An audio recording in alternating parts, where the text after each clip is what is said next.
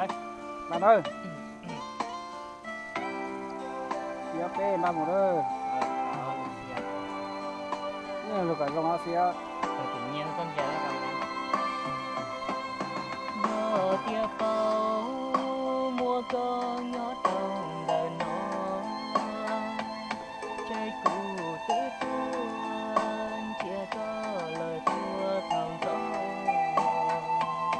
Cha nó chê con cứ vô tia phụ chàn tu yêu phụ khâu cho bị luôn Ôi ơi. đã trả rồi. Đã cắt sệt mua rồi chứ. Thì tao chế nó sắm Thế ra. cái gì? Cái lúc đó chạy uốn nó Rồi khi nó trôi lo tao liền. Tao chế. Sao chị bà ta xì xe khốn nhà xe còn mỏ ít đoạn nó tới cú rong theo chị bà ta. IOP. Alo, IOP.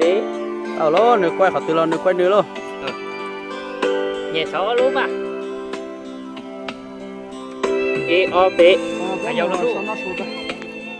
IOP. Có lỡ mà giảng có cả xíu số to cần cậu.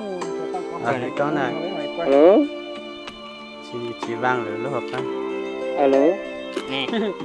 Tổng lúc có. Alo. IOP. Bắt tay thì có đó vang chỉ trong. IOP một đại dê. Nó đi trâu cho nó hao.